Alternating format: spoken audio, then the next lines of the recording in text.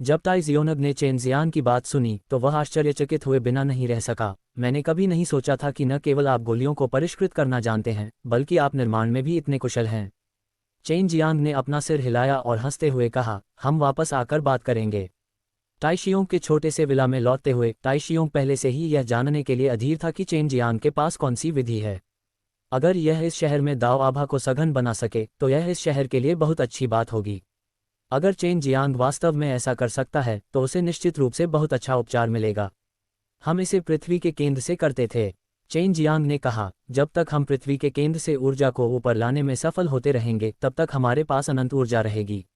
Long ज्यूक्सियाओ इसी तरह काम करता था। मूल रूप से वह स्थान जहां स्वर्गीय ड्रैगन शहर स्थित थे एक बहुत ही पतली दाव आभा वाला क्षेत्र था। विरल दाव आभा के कारण वहां कोई भी जंगली जानवर नहीं थे। हालांकि लॉन्ग ज्यूक्सियाओ ने पृथ्वी कोर से बहुत सारी ऊर्जा को आकर्षित करने के लिए अपनी खुद की विधि का उपयोग किया था और फिर पृथ्वी कोर को दाव क्यूई में बदलने के लिए सरनी का उपयोग किया था। लंबे समय के बाद उस क्षेत्र में दाव क्यूई अधिक से अधिक सघन होने लगी और स्वर्गीय ड्रैगन सिटी इस जगह से बहुत बड़ी थी। क्या ये काम करेगा? मुझे क्या करना चाहिए? ताई जियोंग ने भौहें सिकोड़ी। निश्चित रूप से आपके पास यहाँ 3 दाव सम्राट हैं। जहाँ तक मुझे पता है एक दाव संप्रदाय इसे पूरा कर सकता है। चेन जियांग ने कहा, चलो मैं तुम्हें अपने पिता से मिलवाता हूँ। वे नगर के स्वामी हैं, उन्हें इस तरह की चीज़ों की सबसे ज़्यादा चिंता रहती है। अगर तुम्हारा तरीका सफल हो गया तो वे निश्चित रूप से तुम्हारे साथ गलत व्यवहार नहीं करेंगे। ताई जियोंग ने कहा। फिर चेन जियांग को अपने साथ खींचते हुए नगर के स्वामी के महल की ओर चल दिया। चेन जियांग की पहचान जेड टैबलेट उसे टाई यूनटियन ने दी थी। हालांकि उसने टाई यूनटियन के साथ ज़्यादा बातचीत नहीं की थी, लेकिन उसके बारे में उसकी धारणा खराब नहीं थी।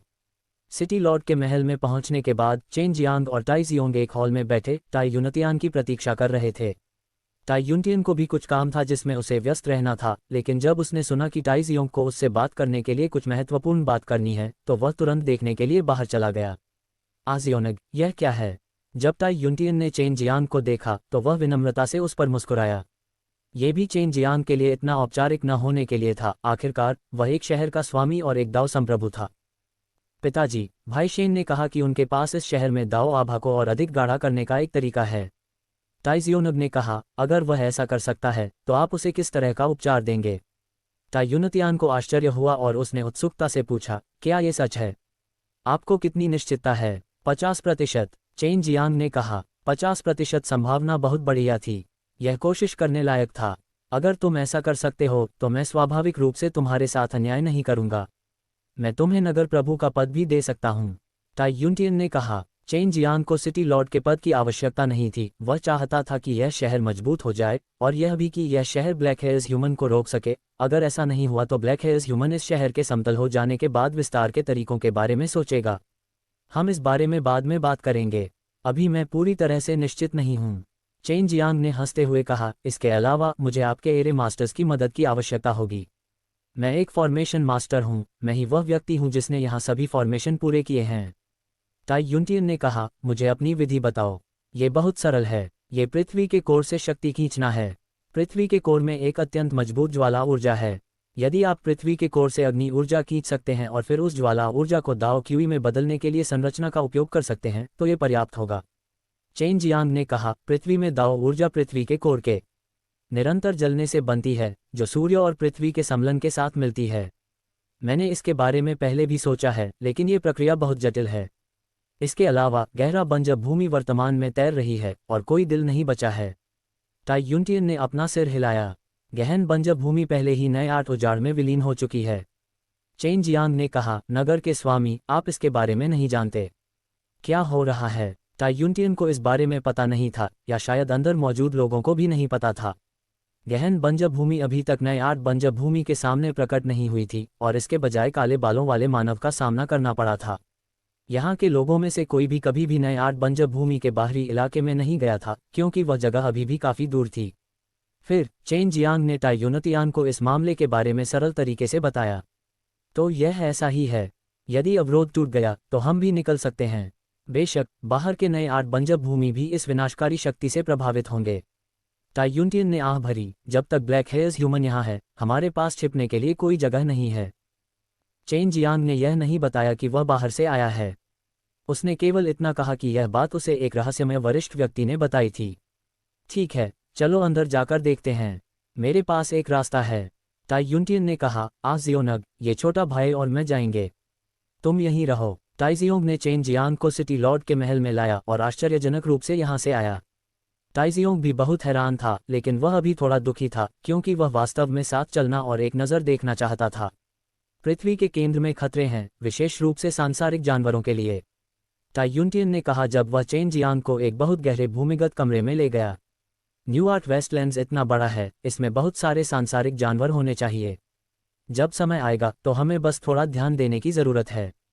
चेन जियांग ने कहा, वरिष्ठ, क्या आपके पास एक स्थानिक ट्रांसमिशन सरनी प्लेट है? बेशक, आपके कहने का मतलब है कि आप स्थानिक ट्रांसमिशन एरे डिस्क को पृथ्वी के कोर के नीचे रखना चाहते हैं और फिर इसके नीचे की ऊर्जा को ऊपर स्थानांतरित करना चाहते हैं, है ना? ताई युनटियन ने कहा, हाँ, नीचे रखी गई सरनी डिस्क गर्मी का प्रतिरोध करने में सक्षम होनी चाहिए। इसके अलावा इसमें अपने परिसंचरण को बनाए रखने के लिए ऊर्जा को अवशोषित करने की क्षमता भी होनी चाहिए और स्थानांतरित करने के लिए ऊर्जा की मात्रा भी बहुत अधिक होनी चाहिए। चेन जियांग ने कहा, मैं आपको केवल सोचने का एक तरीका प्रदान कर रहा हूँ, मैं आपकी किसी और चीज़ में मदद करने में सक्षम नहीं हूँ। ताई युनटियन ने अपना सिर हिलाया। चेन जियांग सिर्फ एक दावपोक क्षेत्र था। लगता है मुझे शहर के नीचे कई भूमिगत महलों को खोदने के लिए लोगों को भेजना होगा। ताई युनटियन ने कहा, चलो अब पृथ्वी के केंद्र में प्रवेश करने की कोशिश करते हैं। ताई युनटियन एक फॉर्मेशन मास्टर था, इसलिए उसे एरे डिस्क में कुशल होना था। उसने एक एरे डिस्क निकाली और कहा, इसे नीचे की ओर प्रसारित किया जा सकता है। इसके बारे में क्या ख्याल है? मैं खुद नीचे जाऊंगा। अगर मुझे कोई खतरा आता है तो मैं खुद ही उससे निपट लूंगा। तुम बस यहीं मेरा इंतजार करो, मैं भी तुम्हारे साथ नीचे जाऊंगा। चेन जियांग ने कहा। वह भी उजाड़ पृथ्वी के कोर के बारे में उत्सुक था, वह भी एक नज़र देखना चाहता था। ताई युनटियन ने कुछ देर तक विचार किया, लेकिन अंत में उसने चेन जियांग को पृथ्वी के केंद्र में लाने का फैसला किया। कुछ सेकंड के लिए फॉर्मेशन डिस्क को सक्रिय करने के बाद चेन जियांग को गर्मी की लहर महसूस हुई। फिर उसने जल्दी से अपनी स्थानिक ऊर्जा का उपयोग करके खुद को लपेट लिया, खुद को अत्यधिक गर्म ऊर्जा से अलग कर लिया। स्थानिक ऊर्जा, कोई आश्चर्य नहीं कि आप चुपके से अंदर आने में सक्षम थे और आपके पास बहुत उच्च स्थानिक शक्ति है। ताई युनटियन मदद नहीं कर सका लेकिन चौंक गया और फिर हंसा। इस समय चेन जियांग और ताई युनटियन पहले ही पृथ्वी के केंद्र में पहुंच चुके थे। वे लगातार उबलते ज्वाला सार के ऊपर तैर रहे थे और उनके ऊपर ज्यादा जगह नहीं थी। अपने नीचे आग के सार के असीम समुद्र को देखते हुए ताई युनटियन ने भौहें सिकोड़ ली, क्योंकि वह नहीं जानता था कि उसे सुरक्षित रहने के लिए सरनी डिस्क को कहाँ रखना चाहिए। यह विधि थोड़ी कठिन है। बेशक, एक शहर के लिए इतनी समृद्ध दाव की हुई होना कोई आसान बात नहीं है। कम से कम यह एक ऐसी विधि है जो संभव है। ताई युनटियन अभी भी अपेक्षाकृत आशावादी था। वह चेन जियांग को चारों ओर घुमाने के लिए लाया, ये देखना चाहता था कि वे सरनी डिस्क को कैसे व्यवस्थित करेंगे। क्या आप इसे ऊपर लगा सकते हैं? चेन जियांग ने ऊपर की लाल चट्टानों को देखा। अच्छा नहीं, वे पत्थर अस्थिर हैं, वे किसी भी क्षण नीचे गिर सकते हैं। ताई युनटियन ने अपना सिर हिलाया। चेन जियांग ने दाओ हॉटाई का इस्तेमाल निरीक्षण करने के लिए किया। वह देखना चाहता था कि क्या फ्लेम एसेंस के नीचे कोई छोटा पहाड़ है। जब तक वह इसके अंदर एक छेद कर देता और सरनी डिस्क को अंदर रख देता, ये पर्याप्त होगा। 2 घंटे से ज्यादा समय बीत जाने के बाद भी न तो चेन जियांग और न ही ताई युनशान कोई अच्छा विचार लेकर आ पाए। जैसे ही वे वापस जाने वाले थे, आग का तरल पदार्थ अचानक बहुत हिंसक हो गया, ऊपर नीचे लहराने लगा। वहां नीचे कुछ है। चेन जियांग चौंक कर चिल्लाया, यह एक सांसारिक जानवर है। चेन जियांग की चीख सुनकर ताई युनशान ने तुरंत चेन जियांग को खींच लिया और दूर जाने के लिए तैयार हो गया। सावधान! ताई युनशान ने अपनी हथेली से जमीन से निकल रहे ज्वाला तरल की ओर मारा, जिससे वह चेन जियांग के शरीर पर गिरने से रुक गया। बड़े भाई, यह मैं हूँ। चेन जियांग ने अचानक एक परिचित आवाज सुनी, हुओ लिन। चेन जियांग चौंक गया और चिल्लाया। हुओ लिन नौस्वर्ग दुनिया का सांसारिक जानवर था, एक अग्नि गेंडा। बड़े भाई, बहुत दिनों बाद मिले। नीचे से आग की एक किरण निकली और उन्होंने देखा कि वहां एक मुस्कुराता हुआ युवक खड़ा था, जिसने आग जैसा लाल कवच पहना हुआ था। अच्छा लड़का, तुमने मुझे मौत के घाट उतार दिया। चेन जियांग बहुत खुश था। उसने कभी नहीं सोचा था कि वह इस तरह की जगह पर हुओ लिन से मिलेगा। इसके अलावा उसे हुओ लिन को आखिरी बार देखे हुए काफी समय हो गया था। ताई युनशान भी आश्चर्यचकित था। चेन जियांग वास्तव में एक सांसारिक जानवर को जानता था। उसने अचानक महसूस किया कि चेन जियांग बहुत रहस्यमय था। एक सांसारिक जानवर कोई ऐसा व्यक्ति नहीं था जिसे कोई आसानी से पहचान सके, और भले ही वह था, ये पहली बार था जब उसने एक सांसारिक जानवर को देखा था, लेकिन चेन जियांग इस सांसारिक जानवर को भाई कह सकता था। मुझे उम्मीद नहीं थी कि मैं तुम्हें यहाँ देखूंगा। हुओ लिन हंसा। बड़े भाई, तुम अब भी वैसे ही हो। तुम्हारी ताकत इतनी महान नहीं है, लेकिन तुम हमेशा उन खतरनाक जगहों पर जाते हो। बेटे, तुम लोगों को नीची नज़र से देख रहे हो। चेन जियांग ने हंसते हुए डांटा, तुम हाल ही में कैसे रहे हो? क्या तुम्हें यहाँ रहने की आदत है? ये बुरा नहीं है। हु लिन ने अपना सिर हिलाया, बड़े भाई आप यहाँ क्या कर रहे हैं? क्या कुछ गड़बड़ है? बेशक, क्या ये तुम्हारा क्षेत्र है? मुझे कुछ रखने में मदद करो। चेन जियांग ने कहा, यहाँ नीचे मेरा एक महल है जो पहले मेरा हुआ करता था। चलो मैं तुम्हें सब कुछ दिखाता हूँ। हु लिन ने एक बड़ा पारदर्शी मोती निकाला और चेन जियांग और टाई यूनटियन को अंदर जाने दिया।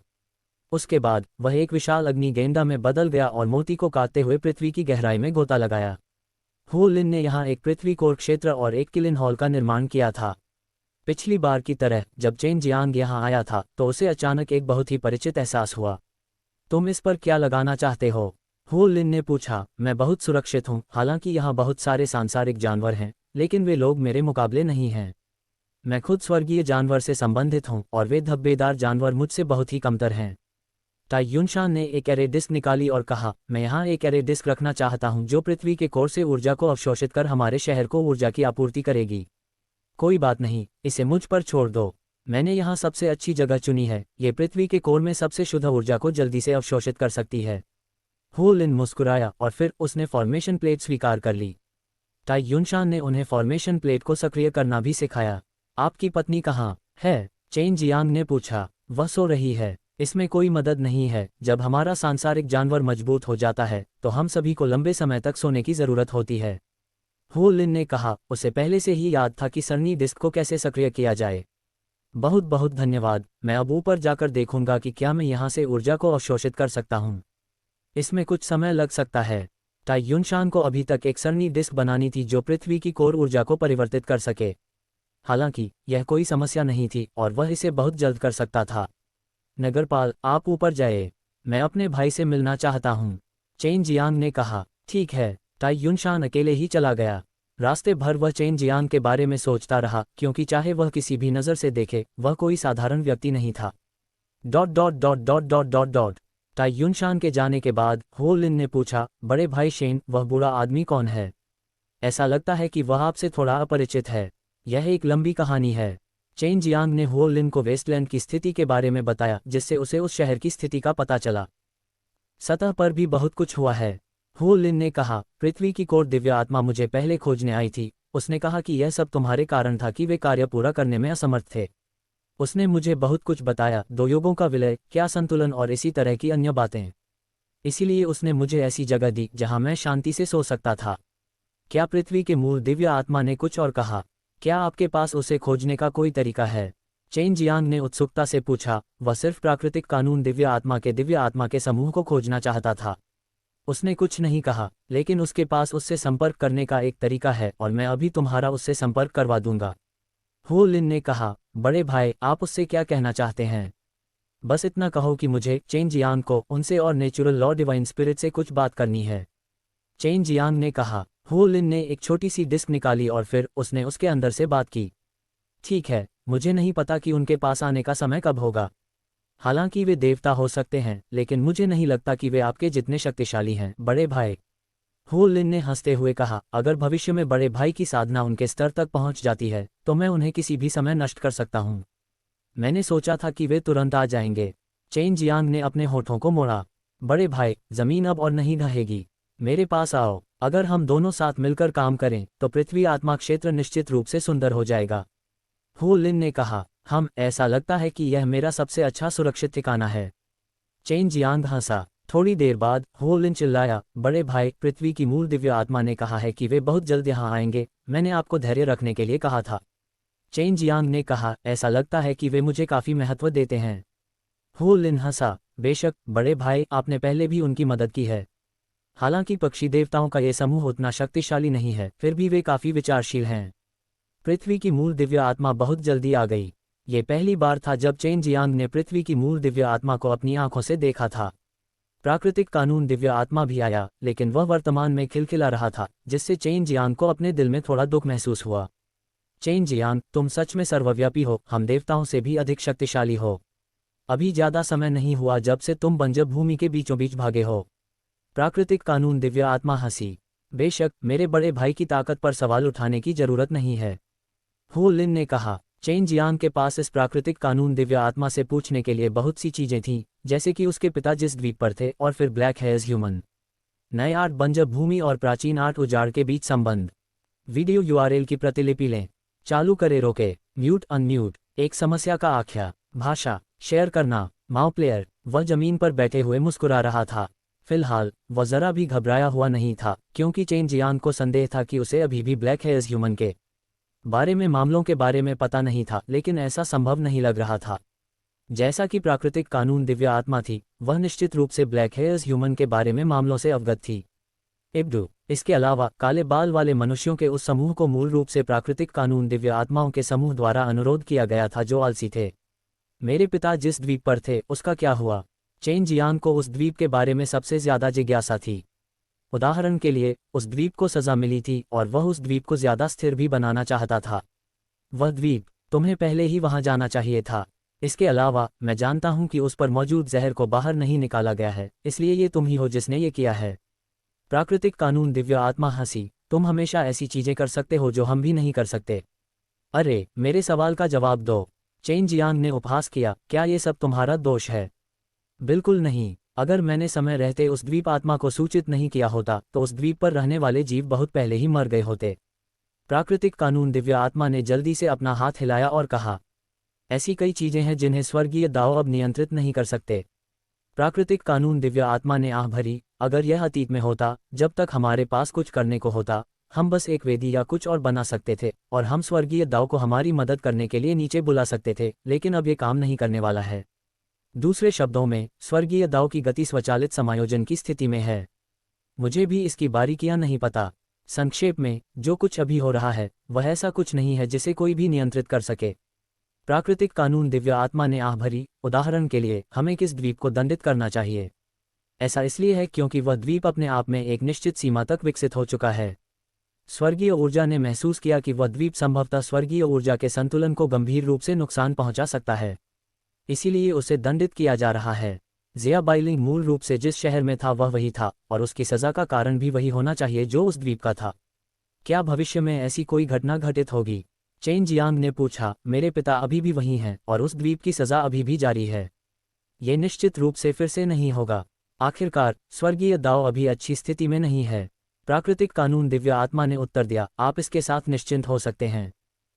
तुम वादा करते हो? चेन जियांग ने कहा। मैं वादा करता हूँ। वह प्राकृतिक कानून दिव्य आत्मा है, इसलिए चेन जियांग के लिए उससे कुछ वादा करना सामान्य बात है।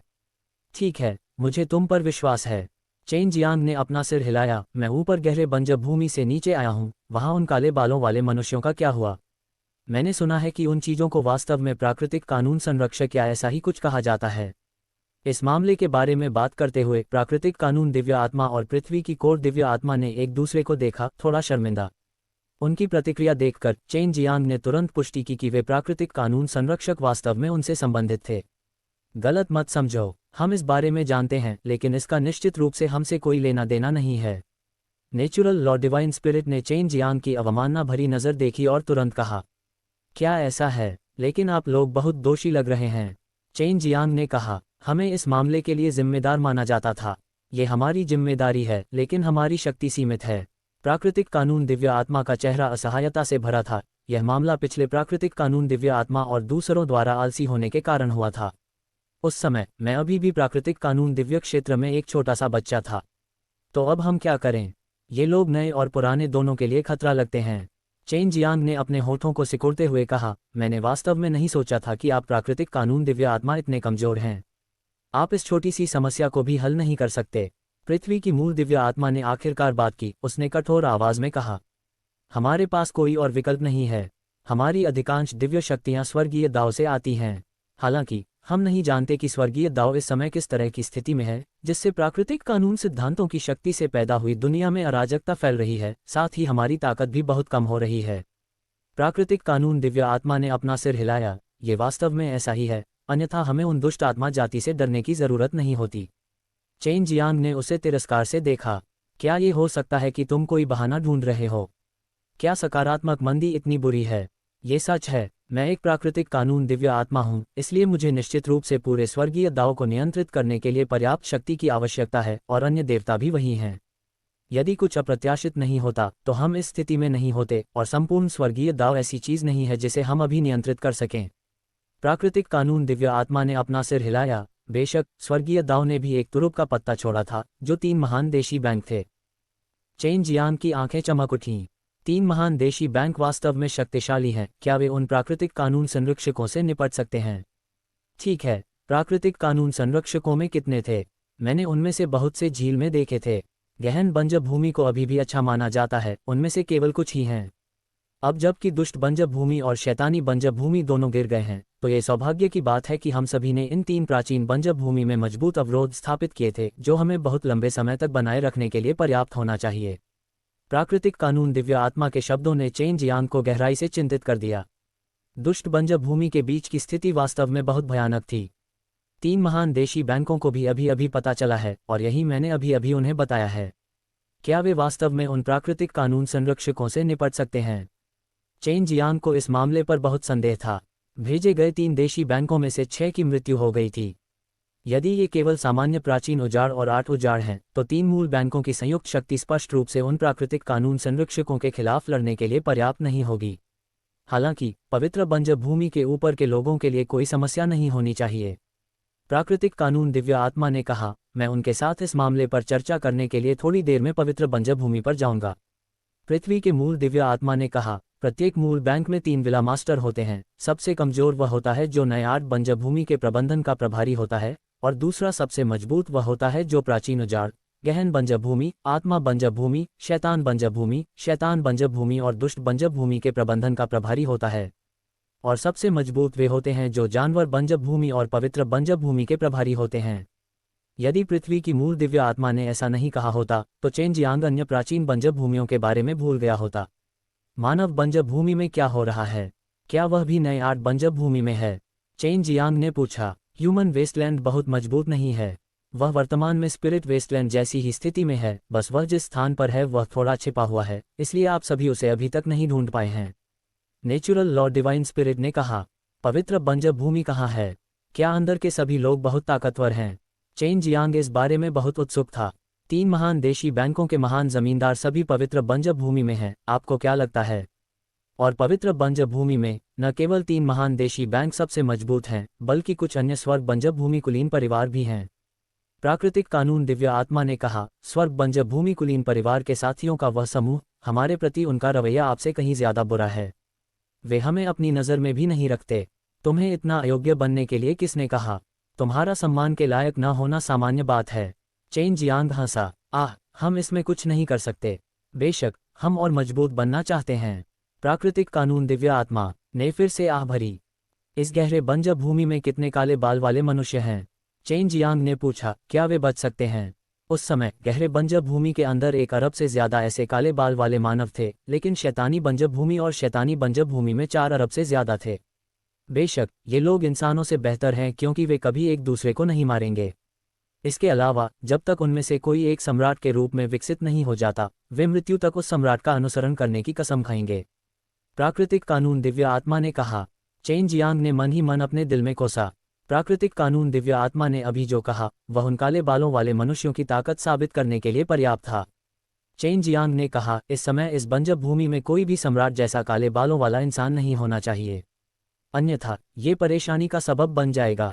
ये कहना मुश्किल है, अगर उसने ऐसा किया भी तो भी आप नहीं जानते। उस हद तक विकसित होने के लिए उसके पास बहुत उच्च बुद्धि होनी चाहिए, इसलिए उसके कार्य अभी भी बहुत सतर्क होंगे। नेचुरल लॉ डिवाइन स्पिरिट ने कहा, ये सब तुम घटिया प्राणियों की वजह से है। आलस्य के कारण तुमने इतनी भयानक चीज बना ली। चेन जियांग ने नाक भान से कुड़ी। मैंने पहले ही कहा था, ये पिछले प्राकृतिक कानून दिव्य आत्मा की गलती है। इसका हमसे कोई लेना देना नहीं है। प्राकृतिक कानून दिव्य आत्मा का चेहरा शिकायत से भरा था। ठीक है, क्या वहाँ कोई और दिव्य बंजर भूमि नहीं है? वह किस तरह की जगह है? चेन जियांग ने पूछा। वह स्थान बहुत रहस्यमय है, हम भी नहीं जानते। मैं केवल इतना जानता हूं कि प्राकृतिक कानून दिव्य आत्मा की कई पीढ़ियां उस स्थान पर गई हैं, और ऐसा कहा जाता है कि वह स्थान वह है जहां स्वर्गीय दाव का उत्थान होता है। जब तक हम वहां जाएंगे, हम स्वर्गीय दाव के निर्माता को देखेंगे। ये कहते समय प्राकृतिक कानून दिव्य आत्मा का चेहरा तड़प से भरा हुआ था। बहुत रहस्यमय। चेन जियांग भी बहुत उत्सुक था और एक नज़र देखना चाहता था। बेशक अब वह ऐसा नहीं कर सकता था। उसकी साधना का आधार बहुत कम था। अगर उसके पास दाओ भगवान की साधना का आधार होता तो वह बहुत दूर नहीं होता। पवित्र बंजर भूमि के अंदर स्वर्ग बंजर भूमि के कुलीन परिवार के लोग काले बालों वाले मानव में बहुत रुचि रखते हैं। मुझे याद है कि कुछ समय पहले मैं स्वर्ग बंजर भूमि के कुलीन परिवार के एक व्यक्ति से मिला था जो आया था और उसने मुझसे ये भी पूछा कि मैं कहाँ से हूँ। उसने कहा कि वह उनमें से कुछ को पकड़ना चाहता था और देखना चाहता था कि क्या वह उन्हें अपने गुलामों में बदल सकता है। प्राकृतिक कानून दिव्य आत्मा ने कहा, मुझे लगता है कि वे अपने स्वयं के सैनिकों को प्रशिक्षित करना चाहते हैं और फिर हर जगह हत्या और लूट करना चाहते हैं। पृथ्वी की कोर दिव्य आत्मा ने कहा, मैं अभी भी स्वर्ग बंजर भूमि अभिजात परिवार के उन कमीनों की शैली को समझता हूँ। हेवन वेस्टलैंड एरिस्टोक्रेटिक फैमिली की बात करें तो नेचुरल लॉ डिवाइन स्पिरिट और अर्थस कोर डिवाइन स्पिरिट दोनों में ही एक जैसी दुश्मनी थी। एक नज़र ही यह बताने के लिए काफ़ी थी कि हेवन वेस्टलैंड एरिस्टोक्रेटिक फैमिली ने उन्हें परेशान किया था। चेन जियांग ने मन ही मन सोचा कि यह हास्यास्पद है। ये देवता हताश और हताश थे, दूसरों द्वारा इस हद तक अपमानित किए जा रहे थे, लेकिन वे कुछ नहीं कह सकते थे। वे वास्तव में दुखी थे। मुझे लगता है कि उन लोगों को जल्द ही पता चल जाएगा कि प्राकृतिक कानून संरक्षक कहाँ हैं। जब समय आएगा तो वे उन्हें पकड़ने के लिए लोगों को भेज सकते हैं। यदि आप उनसे मिलते हैं तो आपको उनसे सावधान रहना चाहिए और उनके साथ कोई संघर्ष नहीं करना चाहिए, अन्यथा हम में से कोई भी आपको बचाने में सक्षम नहीं होगा। प्राकृतिक कानून दिव्य आत्मा ने चेतावनी दी। क्या वे वास्तव में डरावने हैं? चेन जियांग को पवित्र बंजर भूमि बिल्कुल समझ में नहीं आई। क्या ये हो सकता है कि सबसे मजबूत एक दाओ सॉवरेन नहीं है? स्वर्गीय दाओ के 10वें चरण में दाओ संप्रभु चरण केवल 9वें चरण पर है। इसके पीछे एक दाओ भगवान चरण भी है। प्राकृतिक कानून दिव्य आत्मा ने अपने होठों को सिकोड़ लिया। हम मूल रूप से दाओ भगवान चरण में थे। क्योंकि स्वर्गीय दाओ के साथ कुछ हुआ, हम दाओ संप्रभु क्षेत्र में वापस आ गए। तो यह ऐसा ही है। चेन जियांग को याद आया कि जिया बाइलिंग ने जिस क्षेत्र के बारे में उसे बताया था वह वास्तव में केवल 9 क्षेत्र था। पवित्र बंजर भूमि में बहुत सारे दाओ संप्रभु और दाओ देवता हैं। ये वह स्थान है जहां इस तरह के लोग सबसे पहले इकट्ठा होते हैं। यहाँ तक कि वहाँ राक्षस और राक्षस जानवर भी हैं। पृथ्वी की कोर दिव्य आत्मा ने उत्तर दिया, अभी हम सभी देवता वहाँ अंदर हैं। तो क्या मैं अब जा सकता हूँ? चेन जियांग वास्तव में वहाँ जाकर देखना चाहता था। उसे लगा कि अंदर जरूर कुछ अच्छी गोलियां होंगी। सबसे अच्छा यही होगा कि तुम पहले न जाओ। तुम्हारे पास बहुत सारी अच्छी चीजें हैं, लेकिन वहाँ बहुत सारे भेड़िए हैं। तुम्हें स्पष्ट होना चाहिए, भले ही 3 देशी बैंकों में ताकत हो, लेकिन यह उनका निर्णय नहीं है। पवित्र बंजर भूमि के भीतर कई भयानक लोग हैं और कुछ ऐसे भी हैं जिन्हें 3 देशी बैंक भी अपमानित करने की हिम्मत नहीं करते। अगर वे तुम्हारी चीज छीनना चाहते हैं तो तुम इसके बारे में कुछ नहीं कर सकते। प्राकृतिक कानून दिव्य आत्मा ने जल्दी से कहा। वह चेन जियांग की क्षमता को जानता था। अगर चेन जियांग वास्तव में जाना चाहता था तो वह निश्चित रूप से जा सकता था। ठीक है, मेरे मजबूत होने का इंतजार करो, चेन जियांग ने कहा। चेन जियांग को अब पता चल गया था कि वह क्या जानना चाहता था और प्राकृतिक कानून दिव्य आत्मा और पृथ्वी की कोर दिव्य आत्मा भी वहां से जा चुकी थी। भले ही मेरा कोर थोड़ा साफ है, फिर भी यह सुरक्षित है। ऊपरी सोपान वास्तव में बहुत डरावने हैं। ये कौन सा ब्लैक हेयर्स ह्यूमन है और यह कौन सा हेवन वेस्टलैंड एरिस्टोक्रेटिक फैमिली है? हु लिन ने कहा, केवल बाहर जाकर और इधर उधर घूमकर ही मैं एक संतुष्ट जीवन जी पाऊंगा। चेन जियांग ने उसके सिर पर हाथ फेरा। जाओ सरणी को सक्रिय करो, देखो कि क्या हम सफलतापूर्वक ऊर्जा को जमीन पर स्थानांतरित कर सकते हैं। हु लिन फॉर्मेशन प्लेट खोलने गए और खुशी से चिल्ला उठे, यह एक सफलता है, और जिस गति से इसे वितरित किया गया वह और भी तेज था। कुछ ही समय बाद टाइयूंटियन ट्रांसमिशन एरे प्लेट का उपयोग करके यहाँ आया और हु लिन के साथ एरे डिस्क स्थापित करने के बारे में चर्चा की। ऐसा लग रहा था कि उसने यहाँ कुछ और डिस्क लगाने की योजना बनाई थी। किसी भी समय यहाँ आने में सक्षम होने के लिए टाइयूंटियन ने यहाँ एक ट्रांसमिशन एरे प्लेट स्थापित की थी। एक फॉर्मेशन मास्टर के रूप में उनके पास ये प्लेट थी। चेन जियांग पहले ही पृथ्वी के केंद्र को छोड़ चुका था और सतह पर वापस आ गया था। उसे अभी भी गोलियों को परिष्कृत करना था और जितना अधिक वह ब्लैक हेयर्स ह्यूमन के बारे में समझता था उतना ही उसे खतरा महसूस होता था।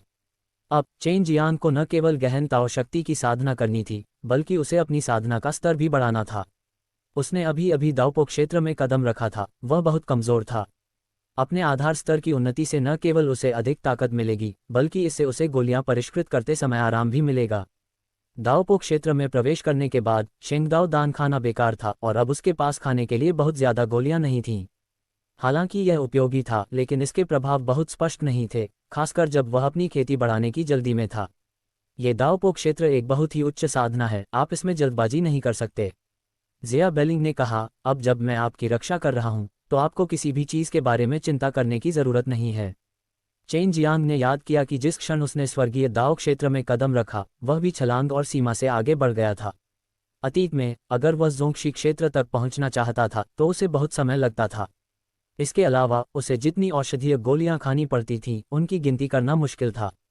और अब जबकि वह रास्ते में स्वर्गीय दाव क्षेत्र तक पहुंच गया था, उसने ज़्यादा गोलियां नहीं खाईं और उसने केवल थोड़ा सा समय ही बिताया। मैं जो गोलियां खाता हूं वे ज़्यादातर इस उजाड़ भूमि के नुस्खे हैं। यह नए 8 बंजर भूमि से होना चाहिए। क्या ऐसा हो सकता है कि गोली का फॉर्मूला जितना पुराना हो वह उतना ही शक्तिशाली हो? चेन जियांग ने कुछ देर सोचा, फिर जिया बाइलिंग से पूछा, बहन बाइलिंग, क्या आपके पास कोई प्राचीन गोली का फॉर्मूला है?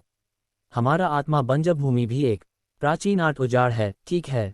बेशक मेरे पास एक प्राचीन गोली का फॉर्मूला है, लेकिन शर्त यह है कि आपके पास औषधीय सामग्री होनी चाहिए। जिया बेलिंग ने कहा, मेरे पास एक गोली का फॉर्मूला है और गोलियां विशेष रूप से दावपोक क्षेत्र के लिए बनाई गई हैं, बस यह है कि सामग्री लंबे समय से चली गई है। वह गोली क्या है? जब तक वे औषधीय जड़ी बूटियां यहाँ पहले से हैं, मैं उन्हें ढूंढ सकता हूँ, चेन जियांग ने कहा। चेन जियांग सिर्फ शेख ही नहीं बघार रहा था, उसने औषधीय तत्व खोजने के लिए भी बहुत कुछ किया और उनमें से अधिकांश सफल रहे। जिया बाइलिंग ने कहा, दावपोक क्षेत्र का मुख्य बिंदु हड्डियों को दाव आत्मा में बदलना है, और दाव आत्मा जितनी मजबूत होती है, दाव आत्मा उतनी ही मजबूत होती है, और दावपोक क्षेत्र के पहले और दूसरे चरण के बीच का अंतर बहुत बड़ा है। मुझे इस बारे में पता है। मेरी दाव आत्मा को तेजी से बढ़ाने के लिए किस तरह की गोलियों की आवश्यकता होगी? चेन जियांग ने पूछा। उस तरह की गोली को शिपोदान कहा जाता है। ये लोगों को दावपोक क्षेत्र के 10वें स्तर तक साधना करने में मदद कर सकती है, और केवल एक प्रकार की जड़ी बूटी की आवश्यकता होती है। जिया बाइलिंग ने कहा, उस चीज़ को तियानपो फल कहा जाता है। यह एक प्रकार का फल है जो आग की तरह दिखता है। मैंने इसे पहले कभी नहीं देखा है, इसलिए मैंने पहले कभी इस तरह की गोली को परिष्कृत नहीं किया है। मुझे नहीं पता कि यह वास्तव में मौजूद है या नहीं। क्या ये बहुत प्राचीन गोली का फॉर्मूला है? चेन जियांग ने पूछा। बेशक, अन्यथा मुझे औषधीय जड़ी बूटियां कैसे नहीं मिल सकती? प्राचीन गोलियों के नुस्खे आमतौर पर बहुत शक्तिशाली होते हैं, इसलिए जिन जड़ी बूटियों की आवश्यकता होती है वे भी बहुत अच्छी होती हैं। हालांकि चून की जड़ी बूटियां बाद में विलुप्त हो गईं, इसलिए अन्य जड़ी बूटियों को प्रतिस्थापित किया जाएगा। जैसे जैसे पीढ़ियां आगे बढ़ती हैं, नुस्खे और भी खराब होते जाते हैं। कई औषधालयों को पता नहीं था कि इस स्थिति में क्या करना है। मुझे वह तियानपो फल अवश्य खोजना चाहिए। इस तरह मैं तुरंत दावपो क्षेत्र के 10वें स्तर तक पहुंच सकता हूं। चेन जियांग ने कहा। जब वह दाव दान क्षेत्र से ऊपर उठा तो उसके साथ भी यही हुआ। यदि संभव हो तो ये सबसे अच्छा होगा। हालांकि जिया बेलिंग अब एक दाव सॉवरेन थी, फिर भी वह उस गोली को देखने की उम्मीद करती थी जो उसके व्हाइट स्पिरिट सिटी को और अधिक मजबूत बना देगी। मुझे आश्चर्य है कि क्या इस गहन बंजर भूमि में यह है। चेन जियांग बस टाइजियोंग को खोजने के लिए जाने वाली थी, उसने नहीं सोचा था कि टाइजियोंग आएगा। भाई शेन, पृथ्वी के केंद्र में मौजूद पदार्थ का क्या हुआ? टाइशियोंग इस बारे में बहुत उत्सुक था। उसने टाई युनटियन से पूछा था, लेकिन टाई युनटियन ने उसे कुछ नहीं बताया था। प्रगति बहुत बुरी नहीं है। अगर यह खुला है तो आपके पिता आपको बता देंगे। चेन जियांग ने हंसते हुए कहा, टाइजियोंग, मुझे वर्तमान में एक प्रकार के औषधीय घटक की तत्काल आवश्यकता है। क्या आप मुझे एक खोजने में मदद कर सकते हैं? अगर यह पहले होता तो यह निश्चित रूप से एक आसान काम होता, लेकिन अब आप जानते हैं। टाइजियोंग जानता था कि चेन जियांग एक बहुत शक्तिशाली गोली शोधक था, लेकिन सीमित मात्रा में सामग्री उपलब्ध थी, इसलिए वह भी एक छोटी गोली भी नहीं बना सकता था। चेन जियांग ने एक कलम और कागज निकाला और जिया बाइलिंग द्वारा बताई गई छवि के अनुसार कागज पर तियानपो फल का पैटर्न बनाया। ठीक है, मैं तुम पर नजर रखूंगा। टाइजियोंग ने सिर हिलाया। अभी चेन जियांग तियानपो फल खोजने की जल्दी में था, इसलिए टाइजियोंग का अभिवादन करने के बाद वह शहर से बाहर चला गया और 3 सिक्कों के साथ दिव्य शहर लौट आया। गहन बंजर भूमि में लोगों का होना असंभव है। गहन बंजर भूमि में आत्मा उजाड़ की तुलना में कहीं अधिक मनुष्य हैं। इसके अलावा इस तरह की स्थिति के साथ हम नए 8 बंजर भूमि पर भरोसा करने का एक तरीका भी खोज सकते हैं। आपके पास अभी बहुत सारा ज़ेड पैसा है और इस तरह की औषधीय जड़ी बूटियां केवल राजा स्तर के उच्च रैंक की हैं। चेन जियांग 3 कियान दिव्य शहर में आया और फैन शिक्सिन को खोजने के लिए सीधे अमर बैंक में चला गया। मैनर लॉर्ड फैन, आपका रंग रूप बहुत अच्छा नहीं है।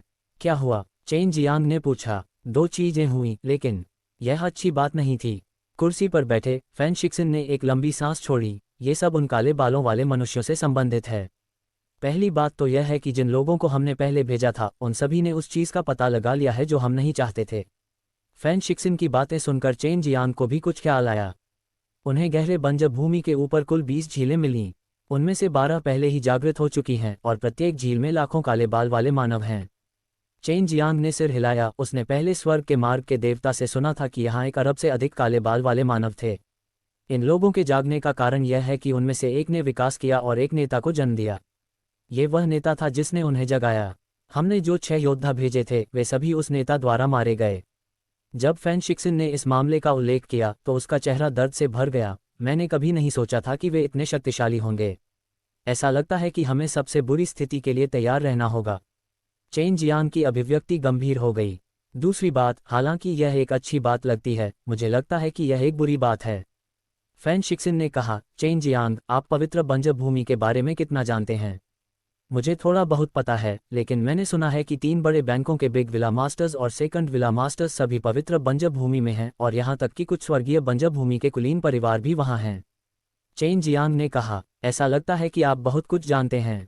फैन शिक्सिन थोड़ा हैरान हुआ, फिर बोला, दूसरी बात यह है कि वे स्वर्ग बंजर भूमि के कुलीन परिवार दुष्ट बंजर भूमि, दानव सम्राट और गहन बंजर भूमि में जाकर उन्हें पकड़ने के लिए लोगों को यहाँ भेजने की तैयारी कर रहे हैं।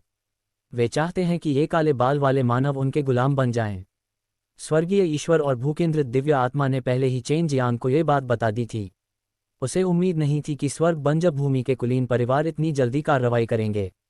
हालांकि स्वर्ग बंजर भूमि अभिजात परिवार शक्तिशाली है, लेकिन हम इतने सारे काले बाल वाले मानव के साथ भी उन्हें कम नहीं आंक सकते। अभी काले बाल वाले मानव अभी भी 3 प्राचीन बाधाओं के अंदर फंसे हुए थे।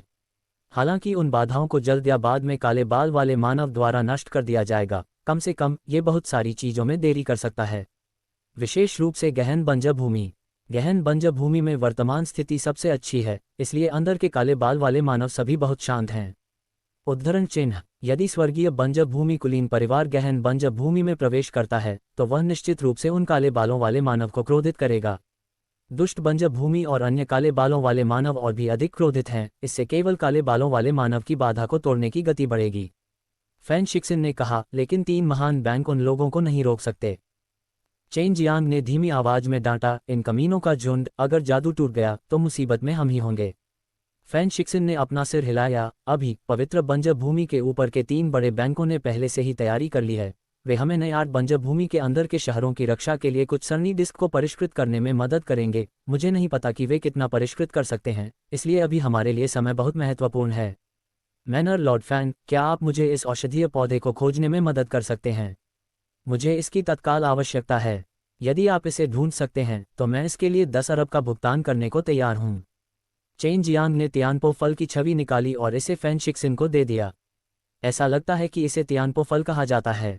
फैन शिक्सिन ने भौहें सिकोड़ते हुए कहा, इस तरह का फल पवित्र बंजर भूमि में भी दुर्लभ है। अगर आप 10 बिलियन की बोली लगाते हैं तो आपको इसे खरीदने में सक्षम होना चाहिए। ये बहुत बढ़िया है। चेन जियांग को सुखद आश्चर्य हुआ। विला मास्टर फैन, मैं इसे आप पर छोड़ता हूँ। ये कुछ भी नहीं है। अगर तुम नहीं होते तो शायद हम ब्लैक हेल्स ह्यूमन के मामलों के बारे में भी नहीं जानते। हालांकि कुछ लोगों को इसके बारे में पता है, लेकिन वे इसे छिपाने की योजना बना रहे हैं। फैन शिक्सिन ने नाक भान सिकुड़ी। मुझे भी नहीं पता कि वे लोग क्या सोच रहे हैं। मामला पहले से ही इतना गंभीर है, उन्हें हमें तैयार रहने के लिए कहना चाहिए। चेन जियांग को लगा कि फैन शिक्सिन जिन बड़े लोगों के बारे में बात कर रही थी वे स्वर्ग के देवता की तरह बेकार कचरे का एक समूह होना चाहिए। इसी समय एक युवक अपने चेहरे पर गंभीर भाव लिए हुए अंदर आया। फैन शिक्सिन ने उसकी ओर सिर हिलाकर संकेत दिया कि वह बोल सकता है। Third villa master, undead divine race और evil spirit race evil wasteland के ठीक बगल में हैं। वे अंदर के ब्लैक हेल्स ह्यूमन को बाहर आने के लिए एक रास्ता खोलने की तैयारी कर रहे हैं। उस आदमी के शब्दों ने चेन जियांग और फैन शिक्सिन दोनों को हिलाकर रख दिया। वे पहले से ही मरे हुए दिव्य जाति और दुष्ट आत्मा कबीले के बारे में भूल गए थे। उन्हें उम्मीद नहीं थी कि वे वास्तव में अब परेशानी पैदा कर रहे थे। फिर बिना अनुमति के स्वर्ग बंजर भूमि अभिजात वर्ग के परिवार के समूह ने सीधे 3 पैसे दिव्य शहर में प्रवेश किया, जिससे स्पष्ट रूप से पता चला कि वे जानबूझकर 3 बड़े बैंकों को उकसा रहे थे। इससे चीजें और भी जटिल हो जाएंगी। फैन शिक्सिन ने खड़े होकर एक लंबी सांस छोड़ी। चलो पहले देखते हैं कि स्वर्ग बंजर भूमि अभिजात परिवार के उन लोगों का समूह क्या कर रहा है। चेन जियांग ये भी देखना चाहता था कि स्वर्ग बंजर भूमि के कुलीन परिवार के लोग वास्तव में कितने मजबूत थे, वास्तव में इतने दबंग थे।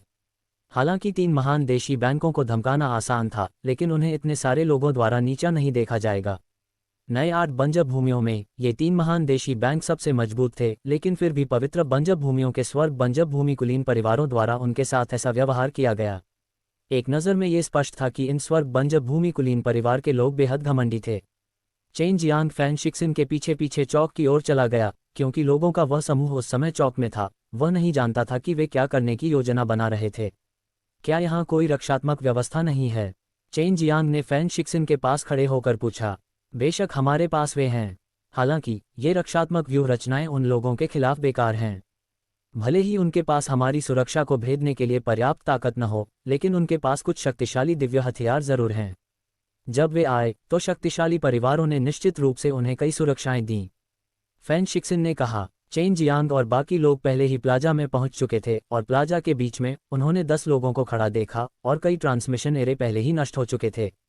चेन जियांग को लगा कि ये सभी लोग बहुत छोटे थे, इसलिए उनकी मानसिक स्थिति उतनी परिपक्व नहीं थी।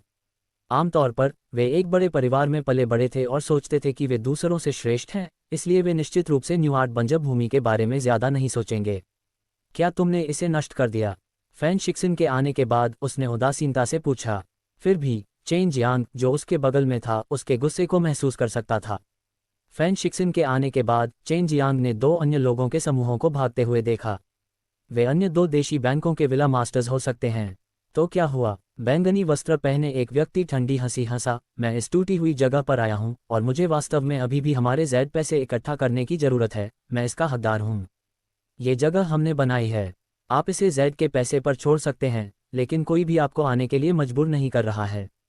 लेकिन अब न केवल आपने अपने तरीके से अंदर घुसने के लिए इस पद्धति का उपयोग किया, बल्कि आपने यहाँ ट्रांसमिशन सरणी को भी नष्ट कर दिया। ये देखते हुए कि आप सभी नियमों को नहीं समझते हैं, आपको केवल ट्रांसमिशन सरणी की भरपाई करने और इस जगह को तुरंत छोड़ने की आवश्यकता है। फैन शिक्सिन ने एक मिलनसार लहजे में कहा। उनका आत्मसंयम बेहद अच्छा था, इसलिए उन्होंने अपने दिल में गुस्से को प्रकट नहीं किया। इस तरह के लोग हमेशा बहुत डरावने होते थे, खासकर तब जब वे इसे बर्दाश्त नहीं करना चाहते थे। बैंगनी वस्त्र पहने व्यक्ति ने उपहास करते हुए कहा, मैं तुम्हें कोई मुआवजा नहीं दूंगा। तुम हमारा क्या बिगाड़ सकते हो? मुझे मत बताओ कि तुम हम पर हमला करने की हिम्मत कर सकते हो। जैसे ही उसके मुंह से सफल शब्द निकला, एक कर्कश पाक ध्वनि निकली। बैंगनी कपड़े पहने वह आदमी जो अभी अभी बोला था, पहले ही उड़ चुका था। वह वास्तव में किसी के जोरदार थप्पड़ से उड़ गया था। चेन जियांग चौंक गया, क्योंकि वह नहीं देख पाया कि वह कौन था। फैन शिक्सिन हमेशा वहां था। उसकी अभिव्यक्ति बेहद स्वाभाविक थी और ऐसा नहीं लग रहा था कि वह हमला करने जा रहा था। ये फैन शिक्सिन के दाईं ओर की दाढ़ी से था। जिया बेलिंग ने कहा, वह आदमी बहुत मजबूत है, उसे दाव भगवान होना चाहिए। चेन जियांग ने गोटी बुजुर्ग की ओर देखा, जिसके चेहरे पर मुस्कान थी, और उसने अपनी दाढ़ी को सहलाया। तुम में से किसने उसे मारा? स्वर्ग बंजर भूमि अभिजात परिवार के दर्जन भर लोग घबरा गए। उन्होंने वास्तव में नहीं सोचा था कि वास्तव में कोई ऐसा होगा जो उन पर हमला करने की हिम्मत करेगा। तो क्या हुआ अगर मैंने तुम्हें मारा?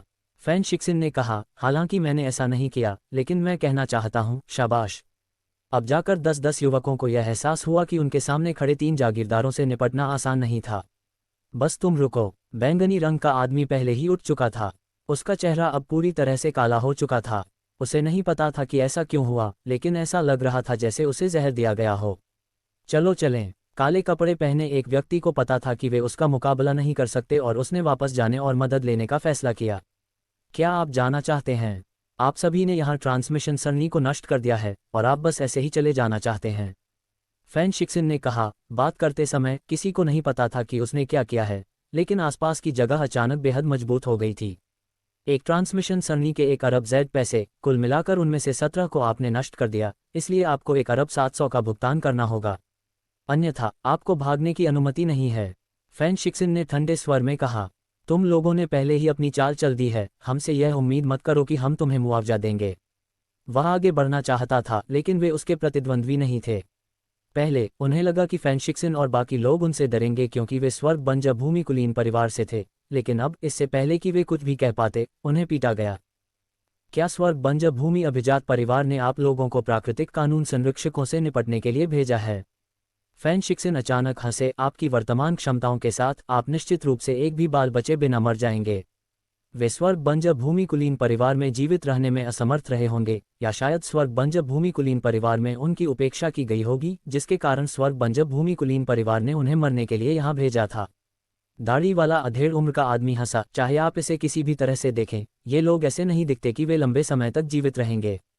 वे अभी भी इतने घमंडी होने की हिम्मत करते हैं। तुम अपने आप को क्या समझते हो? 3 देशी बैंक। अगर वे लड़ेंगे तो हमारा स्वर्गीय बंजर भूमि कुलीन परिवार तुमसे नहीं डरेगा। एक आदमी ने गुस्से से कहा।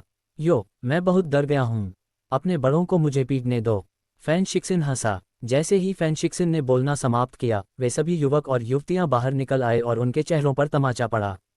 इस बार चेन जियांग अभी भी यह नहीं देख सका कि उसे किसने मारा। ये वही गंजा मोटा आदमी है, जिया बेलिंग ने कहा। इन 3 देशी बैंकों के विला मास्टर्स सभी बहुत मजबूत हैं। चेन जियांग ने गंजे मोटे आदमी को देखा। उसने जियान से सुना था कि यह गंजा मोटा आदमी जीवनहीन देशी बैंक का 3 विला मास्टर था और गोटी 3 जीवन देशी बैंक होनी चाहिए। हालांकि वे 3 स्थानीय बैंकों से आए थे, लेकिन वे अप्रत्याशित रूप से एकजुट हो गए। इससे चेन जियांग भी हैरान रह गया। अंत में फैन शिक्सिन की धमकी के तहत इन दर्जन भर या उससे ज्यादा युवाओं ने आखिरकार 17 अरब जेड मनी निकाल ली। अन्यथा वे शहर छोड़ने में सक्षम नहीं होते। 3 जागीरदारों, क्या वास्तव में ऐसा करने में कोई समस्या नहीं है? चेन जियांग थोड़ा चिंतित था। कोई बात नहीं, हम इस समूह के बुजुर्ग हैं और हमारी ताकत उनसे कहीं ज्यादा है। हम उन्हें इस तरह से हमारा अपमान करने की इजाज़त कैसे दे सकते हैं? हमें उन्हें सबक सिखाना चाहिए। इन नौजवानों की तो बात ही छोड़िए, अगर ये बुरे लोग यहाँ घमंडी भी होते तो भी हम उन्हें पीट देते।